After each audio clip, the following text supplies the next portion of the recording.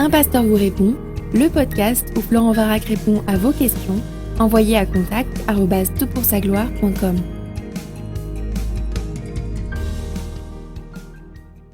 La question qui nous préoccupe pour ce podcast est la suivante. Bonjour, je fais du sport, de la compétition depuis tout petit et je suis actuellement entraîneur de tennis. Pour moi, l'important n'est pas de participer, mais de gagner. Qu'en pense Dieu ? Je voudrais savoir si c'est mal de s'entraîner dur dans le but de battre les autres. Est-ce un péché de vouloir devenir le meilleur ? Peut-on faire des compétitions pour la gloire de Dieu ? Merci d'avance. Écoute, j'aime trop ta question parce que ça touche une problématique contemporaine et puis une problématique humaine, une thématique humaine. Donc forcément, la Bible peut éclairer ces éléments. Donc c'est intéressant de se pencher sur cette question. Je vais répondre très brièvement parce qu'ensuite je voudrais élargir à la question du sport. Oui, il me semble, on peut chercher à battre les autres en sport, du moins, pour la gloire de Dieu. Colossiens 3,17 nous dit « Quoi que vous fassiez, faites tout pour la gloire de Dieu ». Ça implique une certaine excellence, et l'excellence dans le sport, notamment le sport de compétition, c'est d'être le meilleur. Je ne vois pas comment on peut exceller sans chercher à battre les autres. Ça fait partie du jeu. Tu as peut-être vu Les Chariots de Feu. Si tu ne l'as pas vu, c'est un excellent film qui rapporte la compétition de ce chrétien. C'est une histoire vraie, qui courait le 100 mètres pour la gloire de Dieu et qui était un athlète vraiment hors norme, qui malheureusement décédé pendant la Deuxième Guerre mondiale. Mais c'est un excellent film, je t'encourage à le voir. Mais attention, cela peut colorer l'entièreté de ta vie et c'est là, à mon sens, où le sport de compétition peut devenir problématique. Si tu exportes l'attitude du vainqueur et l'attitude de compétition à toutes les autres sphères de ton existence, dans tes relations avec ton conjoint, dans les relations avec tes enfants, dans les relations avec... Et si quelque part ça devient le seul modèle d'interaction que tu as partout où tu te rends, tu deviens alors une personne qui est assez éloignée des qualités de la personne du Christ avec le fruit de l'esprit qui est l'amour, la joie, la paix, la patience, la bonté, la bienveillance, la douceur, la fidélité, la maîtrise de soi. Toutes ces qualités que l'on trouve en Christ et que Dieu veut te confier ou te donner au travers de son Esprit Saint. Donc, moi je pense qu'il faut alors être assez attentif aux sphères, de la même manière qu'un soldat qui peut être amené à être déployé sur le front ne rentre pas avec les mêmes attitudes et les mêmes orientations et bien sûr les mêmes activités. Donc il faut savoir distinguer les sphères et de manière à ne pas se laisser emporter. Et puis il y a d'autres éléments sur lesquels je conclurai. Alors parlons du sport maintenant. Il faut savoir qu'on parle de 18 milliards d'euros dépensés en France chaque année. Un Français sur deux déclare pratiquer une activité sportive. Aux États-Unis, c'est 100 milliards de dollars, donc c'est très très lucratif comme activité pour ceux qui proposent des services liés. Gérard Mermet, dans son ouvrage Francoscopie 2030, qui s'interroge sur ou recense un peu les pratiques ou anticipe les pratiques des Français, il dit la chose suivante, depuis les années 90, le sport plaisir a ainsi pris progressivement le pas sur le sport souffrance. Les femmes et les personnes âgées sont de plus en plus nombreuses à s'intéresser à des activités sportives douces, mais efficaces, comme la natation ou le yoga. Demain encore, le sport sera davantage un loisir qu'un moyen de compétition. C'est pourquoi les pratiques informelles et autonomes devraient se développer. La randonnée, le cyclotourisme ou l'escalade auront plus d'adeptes que les sports plus techniques et coûteux comme l'aviation et le golf. Les sports extrêmes seront réservés à des marginaux, entre guillemets, ou des professionnels, qui essaieront d'en vivre en vendant des vidéos de leurs exploits, descentes spectaculaires en surf, en canoë ou en aile volante, expéditions et démonstrations de survie et autres aventures inaccessibles au commun des mortels. Fin de citation. Dans nos milieux, là je parle des milieux chrétiens, évangéliques notamment, on cite assez facilement Timothée 4,8 « Exerce-toi à la piété, car l'exercice corporel est utile à peu de choses, tandis que la piété est utile à tout.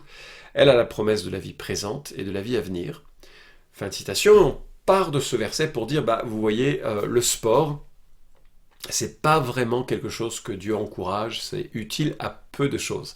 Alors c'est typiquement une lecture anachronique. Qu'est-ce que je veux dire par là ? C'est que on prend un verset que l'on transpose sans réflexion à notre situation actuelle. Mais il faut comprendre pourquoi ce verset était là, et dans le contexte de l'auteur, il y a 2000 ans, la pratique sportive était un petit peu différente, et je voudrais l'explorer dans ce podcast. Le sport, dans le monde antique, c'était moyen. Alors j'ai lu 2-3 sections du guide grec antique ainsi que son corollaire romain, Et on voit que, alors je ne vais pas reprendre toutes les citations, sont un peu longues, mais on voit que c'était d'abord une activité chez les Grecs très prisée, hein, la gymnastique, l'athlétisme, la lutte, pratiquée nus ou habillés, armés ou pas, et les jeunes, et notamment les jeunes citoyens, passaient par des gymnases qui étaient tenus par des personnages assez importants de la ville, et il y avait des concours de course, de lutte en armes, de gymnastique, de musique, il y avait des sacrifices aux dieux du gymnase, Hermès et Héraclès, donc il y avait une composante spirituelle. Et bien sûr, la morale de l'époque faisait en sorte que ce qui se passait dans les équipes n'était pas forcément compatible avec une éthique chrétienne. Voilà, en tout cas le sport chez les Grecs c'était vraiment un élitisme des jeunes, un style de vie public avec les fêtes officielles, une orientation religieuse et puis une morale sexuelle peut-être un petit peu problématique pour le disciple de Christ. Quand on passe au monde romain, donc on passe en grosso modo du 2e siècle avant Jésus-Christ au 1er siècle de notre ère, il y avait encore beaucoup d'influences hellénistes sur le monde romain, mais là on voit quand même un changement majeur, et dans le guide romain antique, ce que je lis, c'est que, et je cite, les exercices du stade n'ont jamais intéressé le public romain, mais les orientaux continuent d'apprécier les exhibitions de gymnastes, coureurs et pugilistes. Page 160. Par contre, ce que les Romains vont apprécier, et qui va colorer, je pense, aussi la perspective que nous laisse l'apôtre Paul, ce sont des courses de chars, avec des paris et la violence que tu peux découvrir, si il le faut, dans les films un peu antiques sur le monde romain. Les courses de chars étaient d'une telle violence que beaucoup y laissaient leur vie, et que même les parieurs de l'époque étaient si enflammés dans leurs paris qu'ils ressortaient parfois ensanglantés ou apportaient leur sang dans les rues de Rome après parce qu'ils se battaient pour obtenir gain de cause face à leurs paris. Et puis bien sûr le tristement célèbre combat de gladiateurs, en fait une boucherie humaine organisée qui permettait de se débarrasser de criminels et d'esclaves et de soldats d'armées conquises. Il faut réaliser d'ailleurs à ce sujet le bienfait du christianisme, puisque ce sont des empereurs chrétiens qui ont interdit progressivement ces pratiques. Ça a mis du temps parce que la foule était vraiment passionnée par ce genre de choses. On dit que Constantin a interdit qu'on livre les condamnés à mort aux bêtes. Et là, donc, on parle du début du IVe siècle. Et tout début du 5e siècle, Honorius, en 405 après Jésus-Christ, met fin au combat de gladiateurs. Et donc, on comprend mieux pourquoi l'apôtre Paul est un peu suspect sur cela. Et ça nous est confirmé par le fait qu'en 175 avant Jésus-Christ, lorsque Alexandre le Grand a voulu établir des gymnases et des maisons pour Éphèbes, donc des jeunes dédiés à cela, à Jérusalem, avec les gymnases, etc., il y a eu un soulèvement des Juifs. Donc ça nous montre à quel point c'était dans une forme de morale immorale pour le judéo-christianisme. En même temps, il faut reconnaître que dans le Nouveau Testament, nous trouvons à de multiples reprises l'utilisation du sport pour illustrer ce qu'est la vie chrétienne. Par exemple, Galates 5.7, Philippiens 3.14, 1 Timothée 6.12, 2 Timothée 4.7. Paul prend même le modèle à un moment donné du boxeur pour signifier que voilà, dans le ministère, on donne de vrais coups, quoi. On joue pas, enfin on joue, mais on joue pour de vrai, on joue pas pour faire semblant. Et donc, à la fois c'est un modèle, ces activités sportives, de la course chrétienne, et à la fois c'est un modèle du service et du ministère chrétien. Je lis en Corinthiens 9, 24 à 27. « Ne savez-vous pas que ceux qui courent dans le stade courent tous, mais qu'un seul reçoit le prix ? Courez de manière à l'obtenir. » Ah, on retrouve ta notion de compétition. Les athlètes ne sont pas là pour faire de la figuration, ils sont là pour gagner. C'est bien de vouloir gagner. Et nous, en tant que chrétiens, nous devons chercher à gagner. Gagner quoi ? Notre persévérance. Gagner d'être fidèle à Jésus jusqu'à la fin, et c'est un sport parfois, c'est vraiment compliqué. Verset 25, je continue la lecture. « Tout lutteur s'impose toute espèce d'abstinence, eux pour recevoir une couronne corruptible, nous pour une couronne incorruptible. » De nouveau, l'image cette fois-ci du lutteur. Les abstinences dont il est question sont de différentes espèces. Et moi j'ai eu à un moment donné notre fils qui faisait de la compétition au niveau universitaire. C'est pas aux États-Unis, c'est élevé, mais c'est pas non plus, c'était pas les Jeux Olympiques, hein, mais quand même, j'étais surpris. À 4 heures du matin, il se levait pour avoir un peu de temps pour son culte personnel, avant d'enchaîner avec des entraînements assez exigeants tous les jours. Son régime alimentaire était extrêmement strict. Il ne se permettait pas de déviation. Discipliné, je sais pas d'où il vient, mais j'étais surpris de ce comportement très, très régimenté, mais il voulait absolument honorer son équipe, honorer son entraîneur et réussir, gagner. Et je crois qu'il y a plein d'abstinences qui sont liées à ça et qui deviennent un modèle, parce que nous aussi nous avons des abstinences. Quand nos amis, nos copains font n'importe quoi avec leur corps, avec leurs boissons, avec leur alimentation, avec leur style de vie, nous on essaye de vivre une vie un petit peu plus sobre, et surtout on essaye on doit mettre à mort les appétits de la chair, on doit mettre à mort les tentations que nous envoie le diable, et nous c'est pour une couronne incorruptible, eux pour une couronne corruptible. Donc il y a des parallèles, on est là pour gagner, et Paul utilise vraiment ces motivations pour souligner ce que c'est que la vie chrétienne. Je continue avec le verset 26. « Moi donc je cours, mais non pas à l'aventure, je donne des coups de poing, mais non pour battre l'air. Au contraire, je traite durement mon corps, et je le tiens assujetti de peur, après avoir prêché aux autres, d'être moi-même disqualifié. » C'est ainsi que Robert Kruszwitz signe un article sur les sports dans la vie chrétienne. J'espère qu'on aura dans la retranscription le lien URL de l'article que je cite. Mais je cite donc « Les premiers théologiens chrétiens ont résisté à 2 points de vue exagérés sur le sport dans le monde antique. Le culte du corps, gréco-romain, encourageait l'attrait physique et apaisait les dieux païens, mais minimisait la signification spirituelle du sport. D'autre part, une tendance gnostique mettait l'accent sur le spirituel en minimisant la signification du corps physique, considérant l'âme comme prisonnière d'un corps aspirant à être libéré. Dans ce contexte, les chrétiens se sont efforcés à trouver un équilibre approprié entre le corps physique et l'âme spirituelle, note Kerrigan. Au début du IIIe siècle, Tertullien conseillait aux chrétiens d'éviter ces compétitions sportives, mais Clément d'Alexandrie a inventé une phrase pour nuancer la compréhension chrétienne : l'activité physique, oui, le culte du corps, non. Alors, voilà, j'aimerais que l'on perçoive que peut-être citer ce texte de Timothée, que l'activité physique n'est utile à peu de choses, faudrait le nuancer.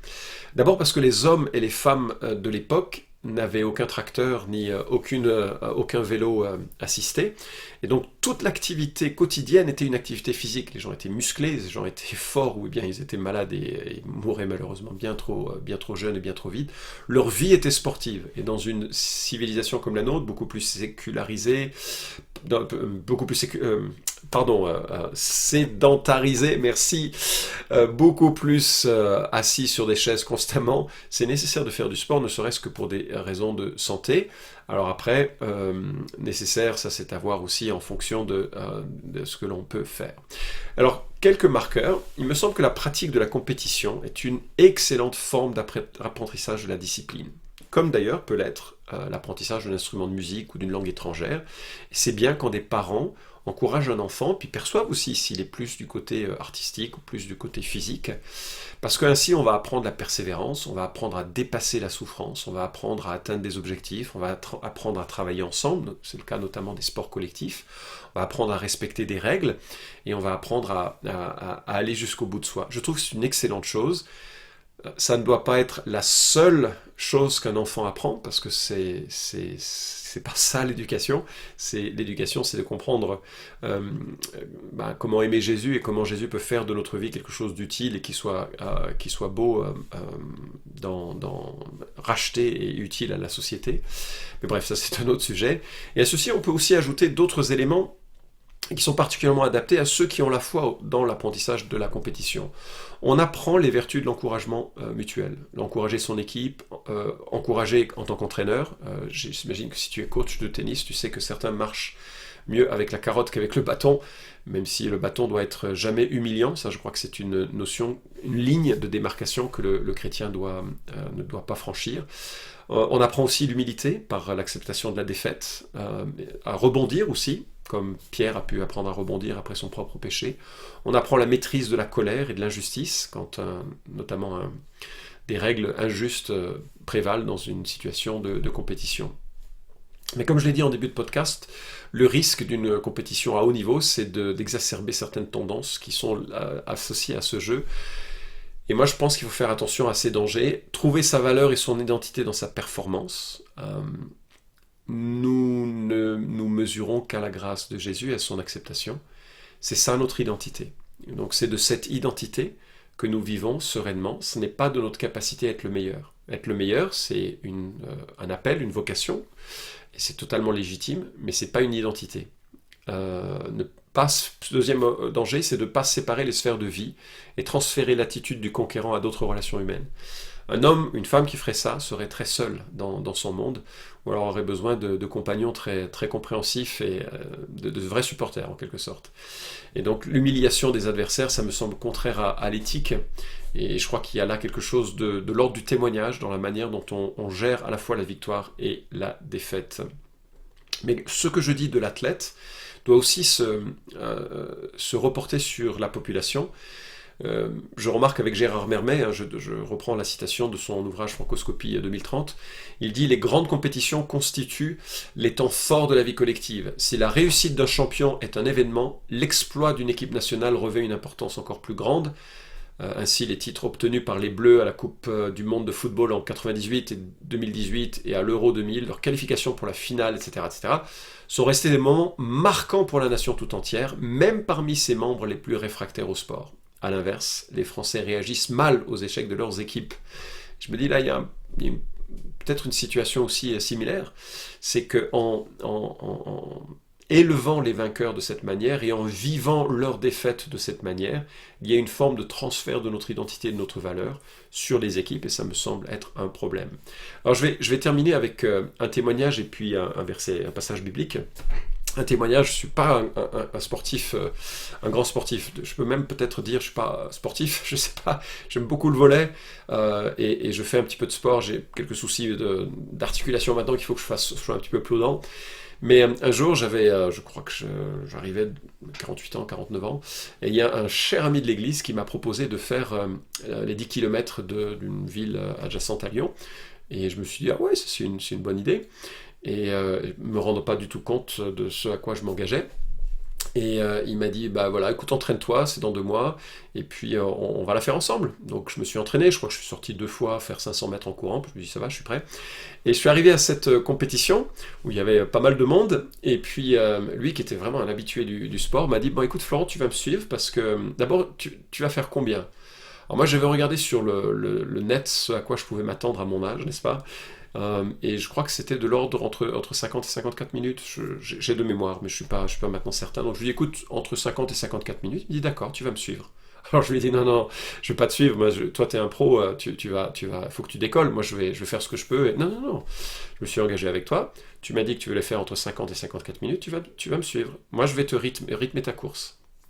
Bon, je pensais que ça allait être sympa, mais soudainement c'est devenu un petit peu plus compliqué. Et puis le top départ a été donné. Et après le premier kilomètre, je crois que j'avais craché tous mes poumons, et puis que je me traînais, enfin pas que je me traînais, mais j'étais vraiment déjà en souffrance quelque part, et je lui ai dit, écoute, vas-y, continue, moi je vais faire la course à mon rythme. Et cet homme qui d'habitude d'une gentillesse, et qui est l'un des hommes les plus doux, les plus aimables que j'ai jamais rencontrés, m'a regardé, il me dit, alors là, il n'en est pas question, tu t'es engagé, maintenant tu restes avec moi. Et il a quasiment fait toute la course à l'envers, c'est-à-dire en me regardant dans les yeux, et puis en me donnant le rythme, et tous les kilomètres, il me disait, allez, on persévère, tu restes dans le rythme, tu restes avec moi, on continue. Et j'ai passé des caps que j'aurais jamais imaginé grâce à son encouragement. Et en fait, je suis arrivé, je crois, dans les temps 52 peut-être, je sais plus exactement, mais je suis arrivé dans les temps que je m'étais proposé d'accomplir, et j'ai mesuré à la fois la beauté d'une équipe, la beauté de l'encouragement, et puis la satisfaction de passer des caps et de passer à des cibles que l'on n'avait pas forcément imaginé possibles, en tout cas sur le moment. Donc je trouve que le sport est un excellent lieu d'apprentissage. Et l'auteur de l'Épître aux Hébreux dit ceci, et ça me semble une belle manière de conclure. Nous donc aussi, puisque nous sommes environnés d'une si grande nuée de témoins, rejetons tout fardeau et le péché qui nous enveloppe si facilement, et courons avec persévérance l'épreuve qui nous est proposée, les yeux fixés sur Jésus, qui est l'auteur de la foi et qui l'amène à la perfection. Au lieu de la joie qui lui était proposée, il a supporté la croix, méprisé la honte, et s'est assis à la droite du trône de Dieu. Fin de citation, l'auteur continue, considérer, en effet, celui qui a enduré de la part des pécheurs une telle opposition, on prend exemple sur Jésus, et l'image qui nous est donnée, c'est quand même l'image d'un stade où on a une épreuve à courir, et où il y a des gens qui l'ont couru, et bien sûr, les gens qui l'ont couru, c'est Hébreux 11, et tous ceux qui se sont distingués dans leur service, les héros de la foi, qui sont d'ailleurs pas tellement héroïques souvent dans leur caractère, mais voilà, Dieu les a utilisés malgré tout, malgré la petitesse de leur vie. Et ils sont là pour devenir un peu des modèles. Et nous sommes dans une course, et c'est comme si Dieu nous demande, comme cet ami l'a été pour moi, tu me regardes, tu restes avec moi, on a encore des kilomètres à faire, on avance, et il y a tout un stade qui dit persévère, continue. Et il y a des moments difficiles. Depuis que je suis né de nouveau, depuis que Christ a changé ma vie, depuis que Christ m'a sauvé, j'ai eu des moments tellement extraordinaires, ça me réjouit, mais j'ai eu aussi des déserts, des moments compliqués, des moments de lutte, de péché, des moments vraiment où j'ai eu besoin de l'encouragement des frères et sœurs. Et l'image de l'athlète qui persévère, entouré d'une foule qui lui dit de persévérer, est très approprié. Alors moi, l'encouragement que je te propose, c'est que tu transfères cette compétitivité pour que ton amour pour Christ soit sans faille et pour que tu réalises que, quelles que soient les épreuves qui te seront proposées, que ce soit celle de la maladie, celle de la difficulté relationnelle, de la trahison d'autres, ou quelles que soient les tentations, que tu gardes les yeux sur Jésus, et que nous tous qui entendons ce podcast, nous écoutions cette exhortation d'Hébreux 12, que nous gardions les yeux fixés sur Jésus, que nous entendions les voix, les claps de main, les gens qui battent des mains pour nous demander de persévérer jusqu'à la fin. Ça vaut la peine. À la fin, il y a le Christ en personne qui nous accueillera et qui, j'espère, dira à chacun d'entre nous, bien, bon et fidèle serviteur, entre dans la joie de ton maître. Vous pouvez suivre cette chronique hebdomadaire Un pasteur vous répond sur SoundCloud, iTunes et Stitcher. Retrouvez les questions déjà traitées sur toutpoursagloire.com. Si vous aimez ce podcast, merci de le partager sur les réseaux sociaux et de laisser une note sur iTunes. À la semaine prochaine!